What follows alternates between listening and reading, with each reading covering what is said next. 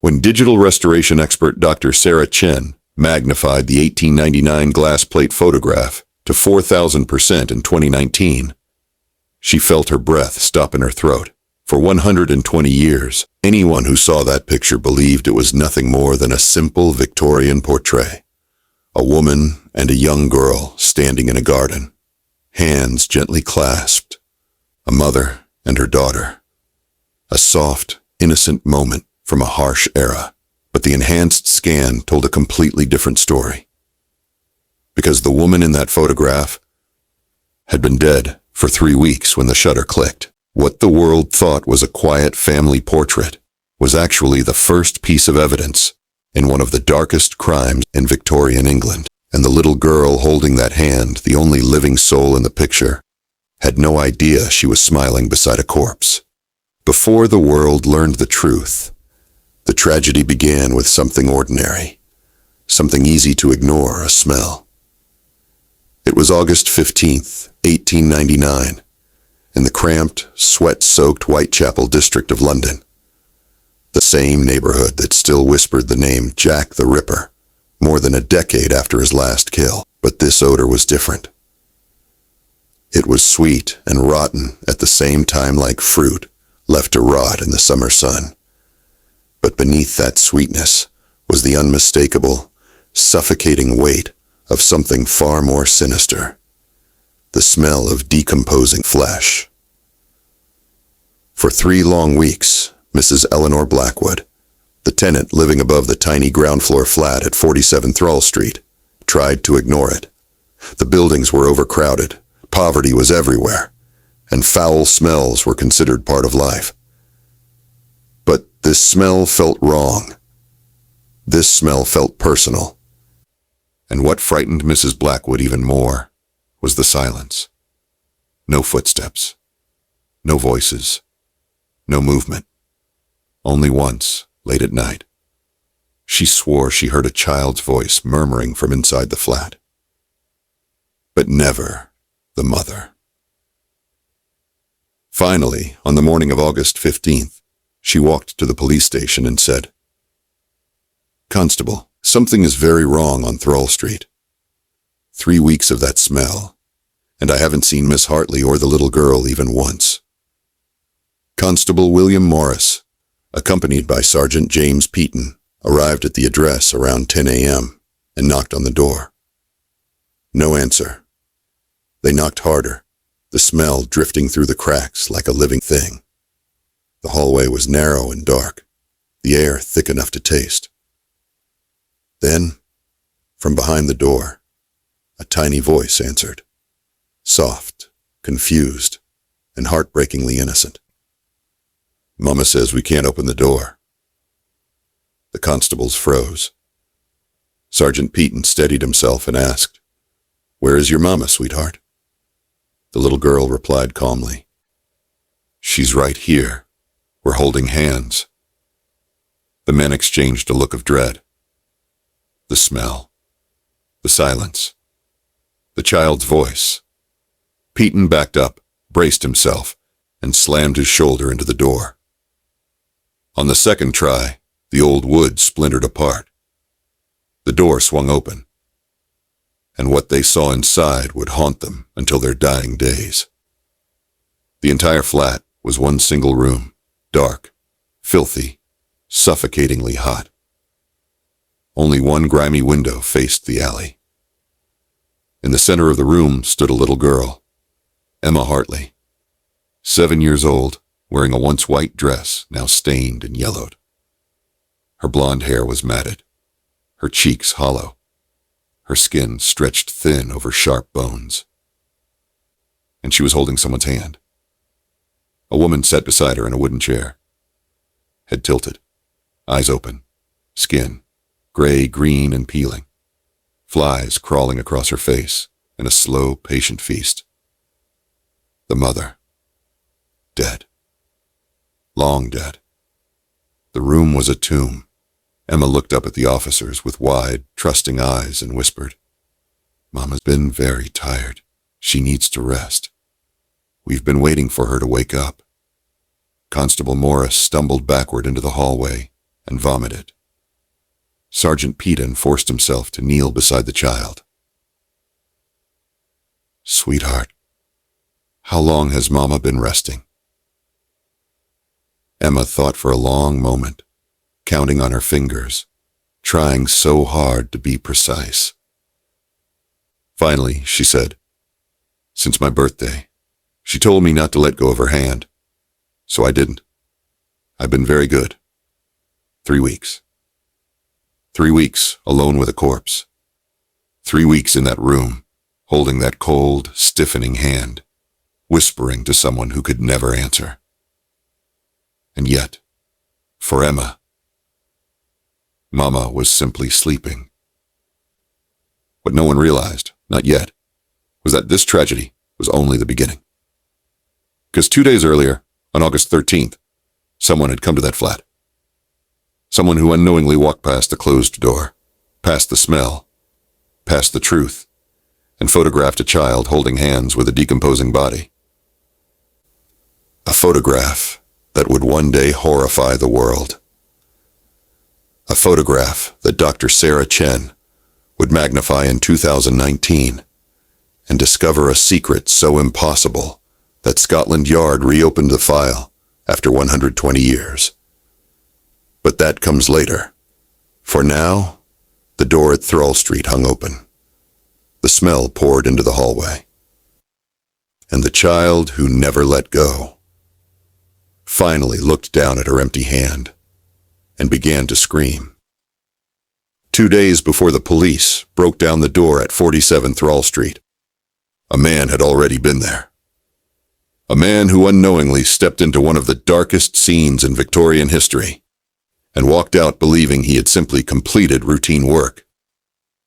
His name was Thomas Whitmore, a traveling photographer who specialized in a delicate, macabre profession, post-mortem photography. In the 1890s, death was everywhere. Children, mothers, entire families claimed by disease, poverty, cold, and photography was expensive. For many grieving families, the only photograph they would ever possess of a loved one was taken after death, posed to look peaceful, lifelike, even beautiful. Whitmore had done hundreds of such photographs. He had positioned stiff arms, tied jaws shut, opened eyelids propped bodies upright. It was grim work, but it paid. On August 9th, 1899, he received a letter delivered by a barefoot street child. A simple envelope, cheap paper, written in a careful feminine hand. "Mr. Whitmore, I require a memorial photograph. I am very ill and may not recover. I wish for one final picture with my daughter Emma. Please come to 47 Thrall Street on August 13th at 2 o'clock. Payment of £2 shall be left under the doormat. Knock twice and enter. We will be waiting in the garden. Miss A. Hartley." It was an unusual request, but not strange enough to alarm him.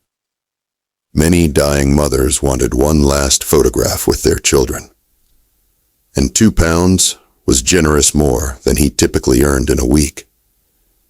So on August 13th, at precisely 2 p.m., Whitmore walked through the slums of Whitechapel, clutching his camera equipment, sweat rolling down his back in the oppressive heat. Thrall Street was exactly what he expected: crowded, crumbling, the air thick with the smell of refuse and desperation. But as he approached number 47, a strange dread prickled under his skin. He told himself it was nerves, or heat, or imagination. He knelt, lifted the doormat, and there they were, 2 gold sovereigns, gleaming in the afternoon sun, just as the letter promised. He pocketed the payment, knocked twice, and gently pushed open the unlocked door. The smell hit him instantly, a suffocating wave of sweetness and decay. He had smelled it before death. Not recent death, advanced. His stomach lurched, but he steadied himself. He had a job to do. "Miss Hartley," he called softly. "Are you ready?" A tiny voice answered from outside. "We're in the garden. Mama said you'd come." Whitmore exhaled in relief. So the mother had already passed. That explained the smell. A servant or neighbor must have posed the body in the garden for him. It wasn't his place to question. He walked through the dark, sweltering room, stepped out the back door, and froze. Behind the flat was a small, overgrown garden enclosed by high brick walls. Roses crawled along the stone like veins. Afternoon sunlight draped everything in warm gold. And in the center of that lonely patch of sunlight stood a little girl. Emma. She wore a white dress, smudged with dirt, but still bright. She smiled at him shyly, holding the hand of a woman seated beside her. The woman wore a dark Victorian dress, a wide-brimmed hat tilted downward, casting her face in shadow. Her posture was perfect. Too perfect. Still, rigid. Whitmore assumed the obvious. She was dead, and had been posed for the memorial photograph. It was not unusual. He had seen worse. "Is Mama ready, sweetheart?" he asked gently. Emma nodded. "Mama said you must take it exactly like this. She said I must hold her hand. I'm not allowed to let go." Whitmore swallowed. He did not know, he could not know that the body had been dead for 19 days. That decomposition had already hollowed the eyes behind that shadowed hat. That skin beneath the dress was slipping, peeling, sliding away. That tiny black flies swarmed unseen in the hat brim and the folds of the dress. No. All Whitmore saw was a quiet, carefully posed scene. A moment of tenderness. A mother and daughter. He set up his tripod, wiped sweat from his brow, adjusted the exposure, and pressed the shutter. The camera clicked, a sound that sealed tragedy in time. Emma smiled faintly. She squeezed her mother's hand even tighter. Whitmore packed his equipment, nodded politely to the silent figure in the chair, a gesture of respect, habit, superstition until his, and left through the garden gate. He walked away, believing he had given a grieving family a final memory. He did not know that he had captured evidence of horror. He did not know that he had photographed a child holding the bloated, rotting hand of her dead mother. He did not know that he had stepped into a nightmare and walked out without ever seeing its face. 2 days later, when he opened the newspaper and saw the headline, "Child holds dead mother's hand for 3 weeks," he dropped the paper, went pale as chalk, and whispered, when the police finally lifted Emma Hartley away from her mother's body on August 15th, 1899. The moment shattered the silence that had smothered the flat for 3 long weeks. The child did not cry at first. She didn't even gasp. She simply stared at her empty hand, as if she'd never seen it alone before. Then she opened her mouth, and the scream that erupted was not the scream of a child. It was the raw, ragged howl of a soul being torn apart. It echoed through the narrow hallway, bounced off the peeling walls, and stabbed straight through the hearts of the 2 constables holding her. Sergeant Peaton would later say that scream haunted him for the rest of his life. That he sometimes woke in the night and swore he still heard it. Emma fought with all her strength, kicking, clawing, reaching, trying desperately to return to the chair. "No, no," Mama said, "never let go. Mama said she'll wake up if I'm good. Let me go! Mama needs me! She thrashed like a drowning child, reaching for a lifeline just out of reach. It took both officers to carry her out of the flat. They were strong men.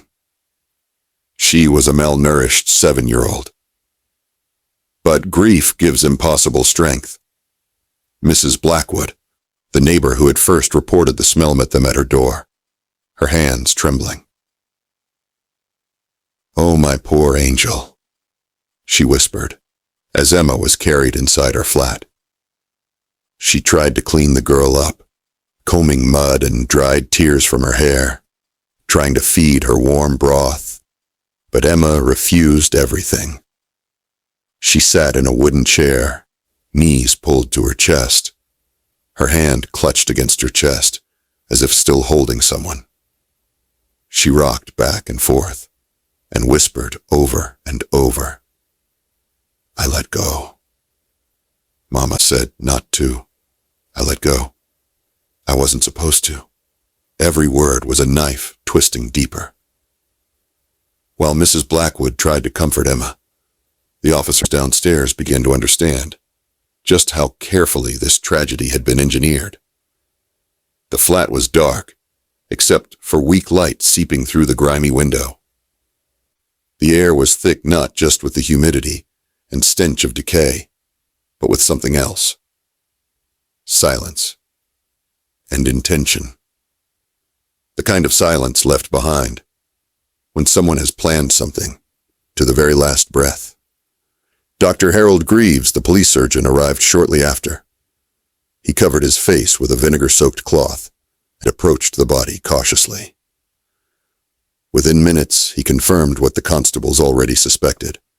Adelaide Hartley had been dead for nearly 3 weeks. The approximate date of death, July 25th, Emma's birthday. While the surgeon examined the corpse, Sergeant Peaton searched the room. That's when he found the first letter. It was tucked beneath Adelaide's folded hands in her lap, the paper slightly stained but legible. Peaton unfolded it with trembling fingers and read, "To whoever finds this, I am Adelaide Hartley. I am dying of consumption. I have taken laudanum to end my suffering. My daughter Emma has no family. I have arranged for one final photograph of us. She thinks I am only sleeping. I have told her to hold my hand until someone comes. Please tell Emma I am sorry. Please tell her I loved her. I only wanted to spare her the pain." July 25th, 1899. When Peaton finished reading, his hands were shaking.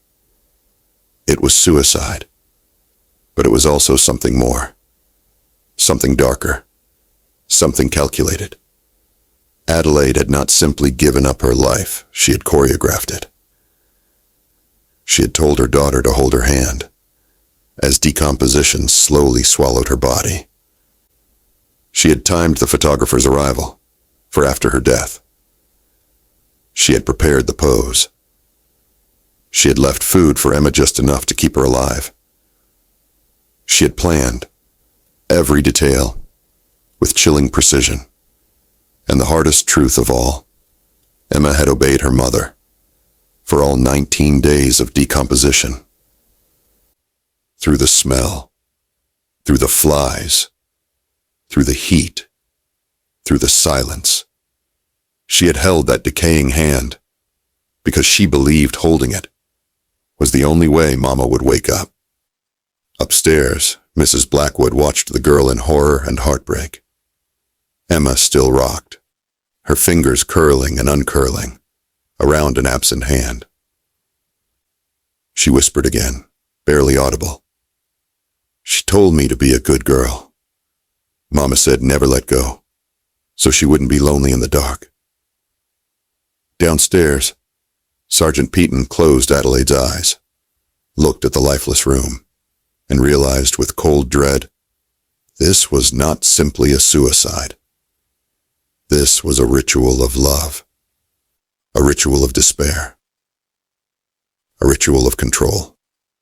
a ritual that had turned a 7-year-old child into a guardian of a corpse. And the photograph, the quiet, sunlit picture taken in the garden 2 days earlier, was about to become the most disturbing image in Scotland Yard's archive. But the true horror was still hiding inside the photograph itself. And no one, not the police, not the photographer, not even Adelaide, knew what the camera had captured. 2 days after the discovery, London awoke to headlines soaked in shock and morbid fascination. Child holds dead mother's hand for 3 weeks. Whitechapel horror. Mother suicide. Daughter left alone. The girl who wouldn't let go. The story exploded. But one man experienced the horror far more personally than the rest of London. Thomas Whitmore, the photographer, read the headline in a small coffee house on the morning of August 17th. When he reached the line describing the little girl, holding her mother's decaying hand, he dropped his teacup. Porcelain shattered on the floor. His hands began to shake. His breath stopped, because he realized, with dawning terror, he had been there. He had seen the girl. He had taken the photograph. He had spoken to the child, smiling, polite, obedient. He had stood inches from a corpse that had been dead nearly 3 weeks, and never recognized it. The horror hit him like a blow. I photographed her, he whispered to himself, his voice trembling. Oh God. I posed a child with her mother's corpse and didn't know. He went straight to Scotland Yard. The photograph is developed. Detective Inspector Arthur Wickham, who now led the investigation, sat across from Whitmore in a dim interrogation room. Whitmore's clothes were disheveled, his eyes red, his fingers fidgeting with invisible dust. Wickham asked gently, "Do you still have the photograph?" Whitmore nodded with a sick expression. I developed it the same day. I had intended to send it to the address, but I felt uneasy about the smell. I told myself it was the heat. His voice cracked. I had no idea. He pulled a brown envelope from his coat. Inside it was the photograph. Wickham slid it onto the table, careful and slow. At first glance, it looked calm, almost beautiful. A summer garden, bathed in afternoon light. Roses climbing the wall. A seated woman in a dark dress and wide-brimmed hat. A little girl standing beside her, holding her hand. To an untrained eye, it looked like a typical Victorian mother and child portrait. But Wickham was not untrained. He lifted his magnifying glass. What the camera captured, the first detail hit him immediately. The woman's hand. Under magnification, the sepia tones hid nothing. The skin was darkened, blotched, shriveled. A faint pattern of skin slippage was visible, clear signs of decomposition. The second detail, the dress. Where the fabric clung to the body, there were unnatural bulges, the swelling of internal gases, a grotesque ballooning beneath the clothing. The third detail, the flies. Tiny black dots, blurred by the long exposure, hovered around the corpse. Not dust, not camera defects. Flies. Dozens of them. But the worst detail, the one that made Wickham's stomach twist, was Emma. Her expression. Her slight smile. Her perfect posture. Her little hand gripping her mother's with innocent pride. She had no idea she was holding a corpse. She believed her mother was sleeping. She believed the photograph was important. She believed she was doing exactly what Mama told her. That belief radiated from her face, and the camera captured every bit of it. Wickham closed his eyes for a moment, steadying himself before sliding the magnifying glass deeper into the photograph. And that was when he saw something else. Something that made the hairs on his neck rise. Beneath the woman's wide-brimmed hat in the deep shadow where her face should be, there was a darkness too deep, too sunken, too hollow. Her eyes. They were not eyes anymore. They had already collapsed inward. Dark pits. Empty sockets hidden by shadow. The mouth, slackened by death, had fallen open slightly. On film, it looked like a faint, unnatural smile. It was not a face the living were meant to see, yet the photograph preserved it forever. When Wickham finally looked up, Whitmore was staring at him with wide, haunted eyes. "Inspector, should I burn it?" Wickham shook his head. "No, this is evidence." Whitmore lowered his gaze and whispered, "Evidence of what, sir? A crime? A tragedy?" Wickham didn't answer, because he didn't know. Not yet. But this photograph, this frozen moment of horror, taken 2 days before the police arrived, wasn't just evidence of a suicide. There were details inside it that did not make sense. Details that hinted at something else. Something that should have been impossible. And soon, Wickham would discover that the photograph held another secret. A secret no one had seen. A secret that had been waiting for 120 years to be uncovered. Detective Inspector Arthur Wickham stood in the stifling flat of 47 Thrall Street long after the body had been removed. The room still smelled like death sweet, thick and clinging to the walls like an invisible stain. But Wickham wasn't focused on the stench. He wasn't thinking about the corpse, or the terrified child, or the horrified photographer. He was thinking about timing. Because nothing about this case felt accidental. It felt engineered. A tragedy built with gears and wires. Every piece sliding into place at the exact moment Adelaide Hartley wanted. He flipped through her letters again. His brow furrowed, lips pressed tight. The first question. How did she time it? Adelaide Hartley died on July 25th. Yet the photographer arrived on August 13th. 19 days later. How did she know the smell would last that long? How did she know neighbors wouldn't interfere sooner?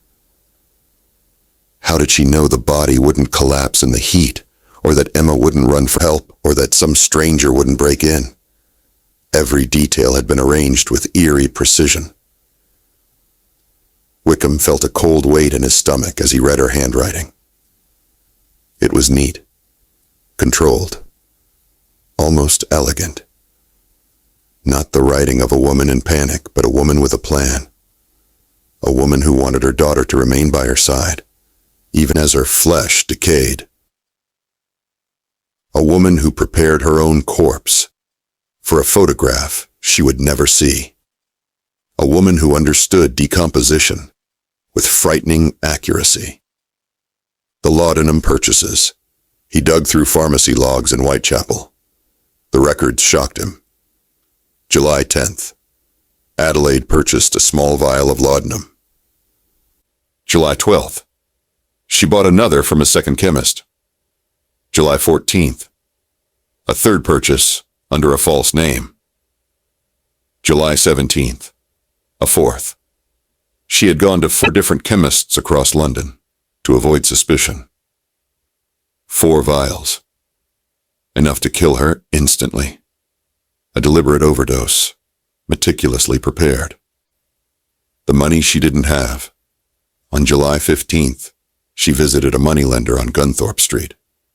She borrowed £2, an enormous sum for a starving seamstress. The lender told Wickham, She said she needed the money for her daughter's future. She looked calm, sir. Too calm. She never intended to repay it. She used the money to pay the photographer in advance. The food she left out. On the small wooden table, Wickham found 2 stale loaves of bread, a wedge of hard cheese, a jug of water, a small birthday cake with dried icing, 3 cracked plates, a single tin cup. Just enough to keep Emma alive. For about 3 weeks. Not for a month. Not for 2 months. Exactly enough for 19 days. Exactly enough until the photographer arrived. Adelaide hadn't simply killed herself. She had built a countdown. A clock the child could not see ticking. The game she made for Emma. Wickham found Emma's doll on the floor, a cloth figure with missing buttons for eyes. Beside it, in Emma's tiny handwriting, on torn paper scraps, Mama says don't let go. Mama says it's a secret. Mama says hold tight. Mama says I must be good. Wickham closed his eyes. Adelaide had turned death into a test, a game. A sacred mission only a child's mind would obey, with absolute devotion. Emma hadn't merely held her mother's hand. She had guarded it. The most disturbing discovery. At the foot of the chair, partially hidden by loose floorboards, Wickham found rope fibers. They weren't random. They matched the ligature marks on Adelaide's wrist. This meant something horrifying. Adelaide tied her own hand to the chair before she died. Not to keep herself upright, not to keep her pose, but to ensure something else. So her hand would never fall from Emma's grasp as rigor mortis faded and decomposition made her body slump. Even dead, Adelaide intended for her daughter to feel her presence. Even dead, she wanted Emma's fingers curled around hers. Even dead, she wanted the photograph to look perfect. Wickham stepped back, chills clawing up his spine. This was no ordinary suicide. This was something else, something almost ritualistic. A mother's love twisted into a weapon. But the biggest question remained. Why the photograph? Why did she need that picture taken at exactly the right moment? Why did she plan her decomposition to align with the camera? What message was she trying to leave behind? Wickham didn't know yet. He only knew the truth was buried deeper hidden, not in the room, not in the letters, but in the photograph itself. And soon he would learn that the camera captured something no one saw for 120 years. Something that should not have been there. Something impossible. Something waiting. In the days following the discovery, Scotland Yard sealed Adelaide Hartley's file. Not because of scandal, not because of public outrage, but because of the photograph. The one taken on August 13th, 1899, 19 days after Adelaide's death, 2 days before police broke down the door. A picture that had seemed normal in 1899. A picture no one had ever examined closely. Until now. The archive vault. For decades, the photograph remained locked in a climate-controlled vault beneath Scotland Yard, a place where only archivists and inspectors with special permission ever stepped. Historians occasionally referenced the case in textbooks, but almost no one ever looked at the actual image. It was considered too morbid, too psychologically damaging. And then, in 2019, a full 120 years after Adelaide's death, it was finally unsealed for academic research. The reason? A young digital restoration expert named Dr. Sarah Chen, a specialist in early photographic techniques, had requested permission to study rare Victorian post-mortem images for her research. The Hartley photograph was one of the files selected. Sarah had no idea what she was about to uncover. The first scan. She placed the fragile, sepia-toned print on the scanner bed and ran a standard, high-resolution scan. Even at normal magnification, the photograph was unsettling. Emma's small hand gripping her mother's lifeless fingers, the shadowed face under the wide-brimmed hat, the stiff posture, the blurred flies around the chair, the unnatural stillness in the woman's body. But it still looked like what people believed it was. A disturbing but explainable post-mortem portrait. Sarah began increasing the magnification. 200%, 400%, 800%. Small details emerged. The flies, the discoloration in Adelaide's hand, the first hints of decomposition. But nothing extraordinary. Then she reached 4,000% magnification, and the screen changed her life. The face under the hat. At that magnification, the shadows beneath the hat peeled away, and Adelaide's face finally appeared in horrifying clarity. The eyes had collapsed inward, leaving deep black hollows. The cheek skin had slipped downward, exposing jaw contours. The lips had shriveled, the mouth half open as if trying to speak. A thin trail of dark fluid had dried along the chin. The nose cartilage had begun to deteriorate. Sarah recoiled from the monitor, a hand over her mouth. No, this can't be real. Victorian viewers had never seen this detail. The hat shadow had hidden it from the naked eye. Only modern scanning revealed the truth. Adelaide was already deep in decomposition when the photograph was taken. But that wasn't the discovery that made Sarah call Scotland Yard. It was what she saw next. The paper in Adelaide's lap. In all previous examinations, people noticed only the letter Adelaide left, dated July 25th. But beneath her folded hands, beneath the dried fabric edges, beneath the shadowed folds of her dress, was another piece of paper. Almost invisible. Never documented. Never mentioned. Sarah enhanced the contrast. Adjusted the exposure. Layered spectrum filters. A second letter emerged. Its ink faint, its edges curled, its surface partly fused to the decomposing dress. But it was readable, and the date on it froze her blood.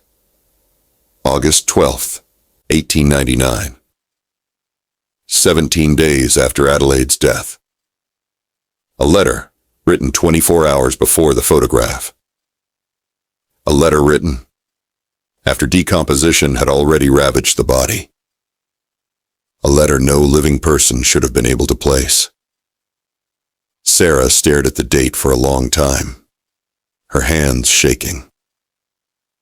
She enlarged the letter further. It read, "Emma, my darling, if you are reading this, then you survived. You held my hand. You stayed with me. I am so proud of you. Do not fear the dark. I have been with you all this time. When the man comes with the camera, stand in the sunlight, hold my hand and smile. Do not let go, not yet. I love you. Forgive me." August 12th, 1899. Sarah felt the room tilt around her. How is that possible? Adelaide had been dead for nearly 3 weeks. She could not have stood, could not have written, could not have held a pen. And the flat had been locked from the inside. No one else had entered. Not a neighbor, not a stranger, not even the photographer, which meant the only person in that room with Adelaide's body was Emma. And Emma was 7. illiterate, traumatized, barely surviving. She could not have written that letter. So who placed it there? How did it reach her lap? Why was it positioned so carefully that the camera captured it, even though no one saw it in 1899? Sarah stepped away from the monitor. Her heart pounded. Her breath shook. Her skin felt cold. She picked up her phone and called Scotland Yard's Cold Case Division. When they answered, she said only 4 words. "You need to see this." The official reaction. Within 72 hours, the photograph was seized and classified again. The case file was reopened. Forensic experts analyzed the ink, the fibers, the handwriting, the pressure marks, the chemical composition of the paper, the angle and shadow on the photograph, the timeline. All confirmed the same thing. The letter was inside the photograph on August 13th. It was not added later. It was not forged. It was present when the image was taken. But no one could explain how it appeared, 18 days after Adelaide died.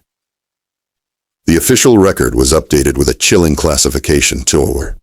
Unexplained elements, further investigation required. Sarah Chen was advised not to speak publicly about her discovery. She never has. But those who saw the enhanced scan agree on one thing.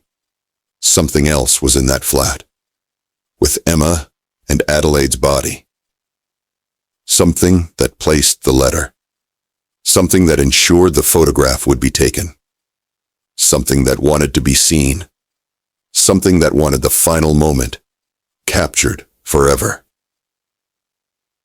By the time Scotland Yard reopened the Hartley file in 2019, every detective who reviewed the case came to the same unsettling conclusion. The timeline didn't add up. Not by minutes, not by hours, but by weeks. Something, or someone, had been inside that locked flat between July 25th and August 13th, 1899. And whatever it was, it left no footprints, no fingerprints, no signs of entry, no disturbance in the dust, no trace at all. Only a letter that should never have existed. A letter written in Adelaide's handwriting, long after Adelaide had died. A letter addressed to Emma, with instructions so specific they matched the exact pose seen in the photograph.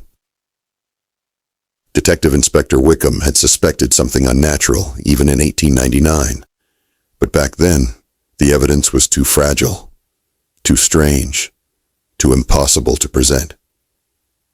Now, with modern forensic tools, the impossible became undeniable. The locked flat paradox. The entire building had been examined in 1899. Windows locked from the inside, door locked from the inside. No hidden entrances, no cellar access, no attic crawl, no loose boards, no secret passages, no footprints in or out. The only 2 times the door opened were 1. When the photographer entered on August 13th. 2. When the police forced it open on August 15th. Before that, no one had gone in or out. But the second letter dated August 12th appeared in Adelaide's lap, placed beneath her decomposing hands, perfectly positioned, perfectly angled, perfectly waiting for the camera, placed by no living visitor. And yet, there it was. The girl's statements. When Emma Hartley was questioned in 1899, her answers were scattered, childlike, innocent, but one detail kept returning. When asked if she'd been alone, Emma always said the same thing. "Mama talked to me." The police assumed she meant hallucinations, a child's desperate imagination, trying to cope with trauma. But the more she spoke, the more precise her words became. "Mama told me when to sleep. Mama told me when the man with the camera would come. Mama said the letter was important. Mama said I must hold her hand tight so she doesn't fall. Mama said not to look behind me at night. Mama said someone else is helping her. That last one made the constables freeze. Someone else? Emma nodded. Yes. Mama says another lady is here. She whispers. She stands behind the chair at night. No one took it seriously then, but the 2019 forensic team did. The shadow in the photograph. Dr. Sarah Chen's 4,000% scan didn't just reveal the second letter. It revealed something else. A faint, vertical shadow standing behind Adelaide's chair. At first, Sarah dismissed it as a tree branch or a photographic defect. But the shadow didn't match anything in the garden. No matching object, no tree, no vine, no pole, no structural beam, no chair leg, no clothing, and worse, the shadow had a shape disturbingly similar to a human figure. Slender, tall, tilted slightly forward, as though leaning over the chair. The edges of the shape were blurred by the exposure, but had the unmistakable contours of a shoulder, a neck, and a head tilted downward, as if watching the little girl. When this enhancement was shown to Scotland Yard's Forensic Division, the room fell silent. One technician whispered, "That's not an artifact, that's a person." But no person was recorded at the scene. No person was present. No person should have been standing behind that chair. And yet, the camera, cold, mechanical, objective, had captured something. The temperature drop. The restoration report noted another anomaly. When Dr. Chen scanned the photograph at high resolution, the imaging machine malfunctioned twice. Both times, the internal temperature dropped unnaturally. A sudden, sharp plunge. Not in the room. Inside the machine. The metals frosted at the edges. The circuitry flickered, as if the image itself was affecting the environment around it. No other photograph in the archive caused similar behavior. No mechanical explanation was found. The 1901 statement that was ignored while reviewing archived documents. A cold case researcher found something overlooked for more than a century. A statement taken from Emma in 1901, 2 years after the incident. Emma, now 9 years old, said, "Mama said she wasn't alone when she died. Mama said someone else died in the building before us. The lady, the one who stands behind the chair." The interviewer dismissed it as trauma-induced imagination. But then came the final line in the transcripta line that chilled the 2019 forensic team to the bone. The lady told Mama she would help her write. Help her write.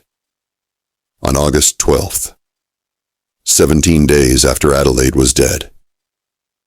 The second letter suddenly made horrible sense. Someone else, something else was in that room. The presence.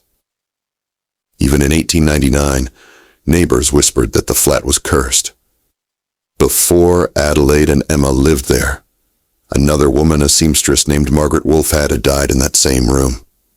Her cause of death? Laudanum overdose. Her last known words, reported by the landlord. "I don't want to be alone in the dark." When her body was found, her hand was tied to the bedpost with rope fibers identical to Adelaide's. And that was the detail that connected the two deaths. The rope, the laudanum, the decomposition, the isolation, the whispers, the shadow. It was as if the room itself was repeating its own ritual, as if something inside that flat needed company, needed hands to hold, needed the living close, needed witnesses, needed to be seen, and the camera for the first time in history caught it. For 120 years, no one dared to say aloud what many investigators suspected in private. No one wanted to believe that something unseen had moved through that small room on Thrall Street, quiet as breath, cold as the grave, patient as time. But after Dr. Sarah Chen's discovery in 2019, after the forensic scans, after the impossible letter, after the shadow behind the chair, Scotland Yard quietly updated the Hartley case file. Not with answers, but with a single chilling phrase: unexplained human presence suspected. They didn't name it a ghost. They didn't call it a spirit. They didn't dare. But they acknowledged that something non-living had acted like something alive. Something that helped Adelaide Hartley finish her final instructions after her death. Something that wrote a letter 17 days too late. Something that stood behind her in that sunlit garden when the photographer clicked the shutter. And something that made sure Emma Hartley would hold her mother's hand until the very end. What the forensics team found.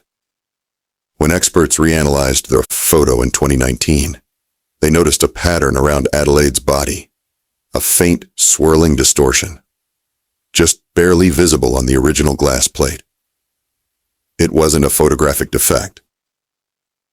It wasn't exposure blur. It wasn't light contamination. One physicist compared it to an energy signature. Another compared it to thermal warping without heat. A third refused to comment further and left the project entirely. But one thing was clear. Something was standing near Adelaide at the exact moment the photo was taken. Emma was holding her mother's hand on the right. On the left side, a faint indentation in the chair suggested another weight, something seated or leaning. Not visible to the naked eye, but captured by the camera anyway. The camera caught what human eyes could not. The second signature. Scotland Yard's paranormal inquiry team, despite public denial of such departments, requested spectral analysis. The result? A second figure appeared as a faint thermal outline. Taller than Adelaide. Shoulders sloped. Head slightly bowed. Positioned directly behind her. One arm extended toward the little girl. The analysts documented it in their report. 5 pages later, they added, no known scientific explanation. The letter that shouldn't exist. Handwriting specialists examined the August 12th letter. They confirmed. The handwriting matched Adelaide's. The ink was consistent with 1899 formulation. The pressure indentations came from a trembling hand. The writing surface was likely someone's lap. The letter had been placed before rigor mortis fully released, yet it was written when Adelaide was dead, decayed, immobile, locked inside a room with her child, in a house where no visitor entered. So who guided her hand? Or whose hand held hers? The analysts wrote, assistance from an unidentified secondary writer strongly indicated. When asked to clarify, the handwriting expert shook her head and whispered, there was someone else at that table. The girl's night terrors. Emma Hartley lived until 1964. She married, had children, got older, but she never stopped dreaming. Her daughter reported that Emma, even in old age, would reach out in her sleep, as if trying to grasp a hand. Sometimes, she whispered, I held on. I did what you said. Other nights, she cried, I won't look behind the chair. I won't look. Don't make me. But the detail that disturbed her family the most was this. Until she died at age 72, Emma refused to sleep with her back to a door. and she kept every room brightly lit. Always, as if she feared someone might join her in the dark. Someone standing quietly behind chairs, watching, waiting. The paranormal request. In 2023, a private paranormal research group requested access to the enhanced photograph. They claimed modern spectral mapping could identify the anomaly. Their request was denied. Scotland Yard's official reply stated, "This image will not be re-examined by external teams due to documented irregularities." But an unnamed archivist leaked a note from the internal file. A single handwritten warning. Do not reopen the Hartley case. Something in that room followed her out. Why the photo remains sealed. The photograph is still locked in a restricted vault. Permission to view it is almost never granted. Those who have seen the enhanced scan say the same thing.